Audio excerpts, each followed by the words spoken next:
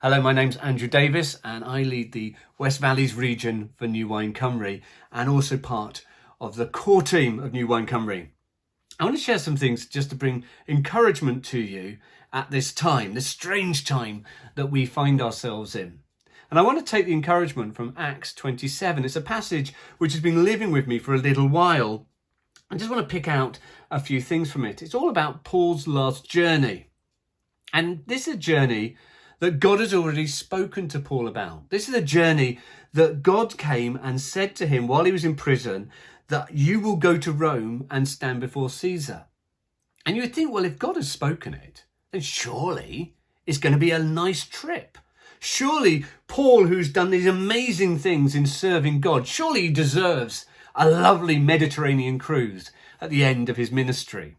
But of course, we know that that isn't the case. In fact, it's into a storm, ultimately shipwrecked on the Isle of Malta, and eventually he finds his way to Rome. And so as he's taken onto the ship, we find that there are a number of different authorities.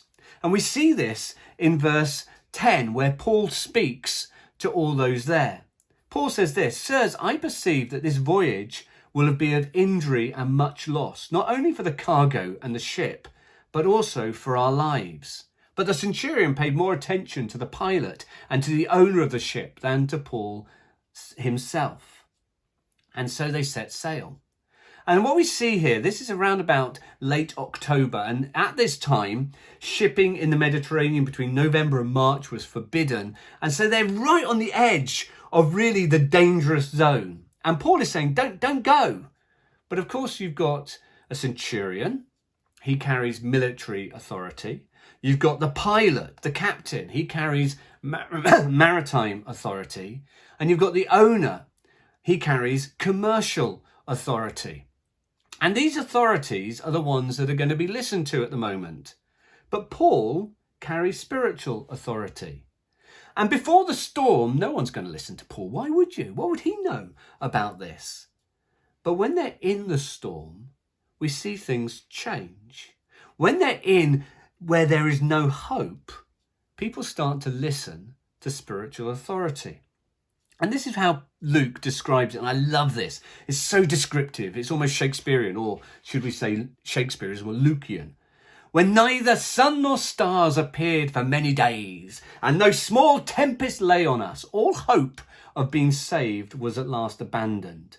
Since they'd been without food for a long time, Paul stood up among them and said, 'Men, you should have listened to me and not set sail from Crete and incurred this injury and loss. Yet now I urge you, take heart, for there will be no loss of life among you, but only of the ship. For this very night there stood before me an angel of God, to whom I belong and whom I worship. And he said, do not be afraid, Paul. You must stand before Caesar. Behold, God has granted you all those who sail with you.'" It's amazing that in the storm, Paul is able to stand up with spiritual authority and he's listened to. And I just want to say, how is it that Paul is able to bring this encouragement to all those around him? Well, firstly, he's able to bring encouragement because he was not alone. We know Luke is travelling with him, and we also know there are others travelling with him. He was not alone. He had friends with him. And it's really important for us at this season, when we're leading churches, to recognise you're not alone. There are other leaders out there who can join with you and encourage you. There are those who are learning together how we can share and pastor a church at this season. You are not alone. The second reason Paul was able to bring encouragement is he encountered God. The angel comes and stands before him and encourages him. It's interesting, the angel comes and says, do not be afraid. Now, all of us probably have talked at Christmas about these big, fearsome angels standing up saying, do not be afraid, when they look terrifying. But Paul has seen angels. Paul has encountered angels before. The reason this angel comes and says, do not be afraid to Paul is because actually he was afraid.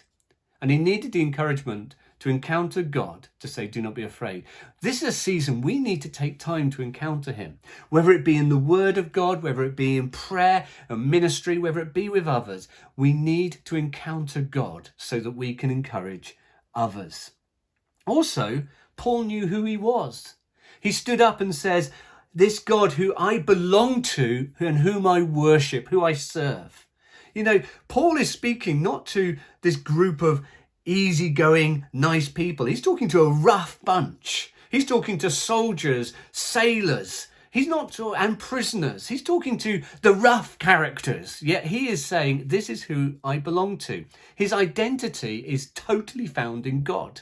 And our encouragement in this season is knowing who it is we serve and who it is we worship.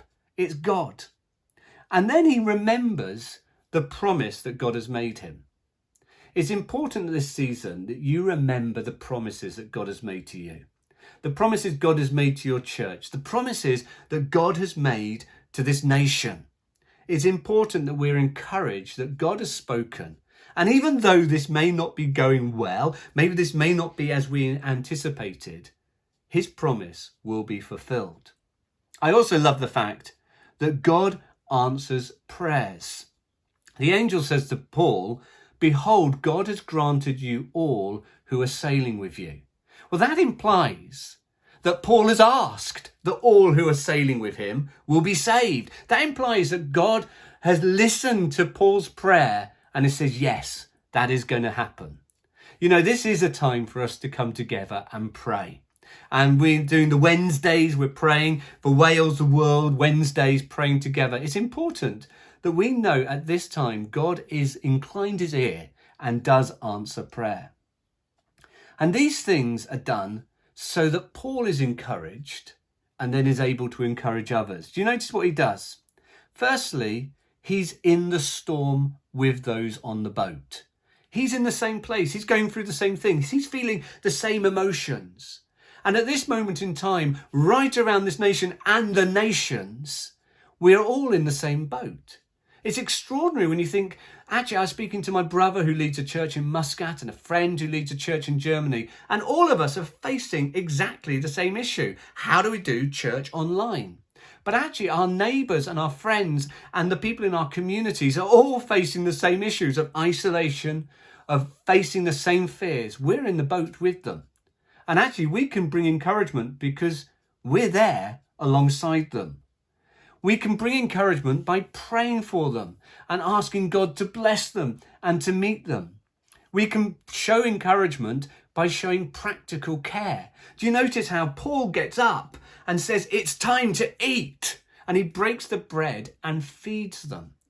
It's amazing some of the stories I'm hearing around Wales of how the church is bringing care to those in need, whether it just be getting medicines or getting food for those who are isolated, or bringing care. And we're going to see that increase. So be prepared to bring practical care to those around you. Fourthly, we see that Paul is setting a good example. Those on the boat see the way he is and the way he's living, and actually recognise at this moment in time, people are looking at us as leaders. How are we coping? How are we doing? We want to be people who set good examples. But ultimately, he brings encouragement by bringing the good news of Jesus. And I just believe this is a season where we can bring spiritual authority into the marketplace and actually say there's good news, there's hope, there's purpose. You've got a destiny. The great news this Easter is that Jesus came for you. So I just want to encourage you. You may have felt at times that no one has listened. You may have felt at times all the other authorities are listened to, but spiritual authority is ignored. Well, in the storm, spiritual authority is heard. And I just want to encourage you, you're not alone. Encounter God. Know that you belong to him and serve him. Remember the promises he's made to you. And remember, he does answer prayers so that we can be with our people in the storm, so that we can pray for them, so we can show a good example, so that we can bring practical care and ultimately tell them the great news of Jesus. Bless you at this time, this strange time we're going through.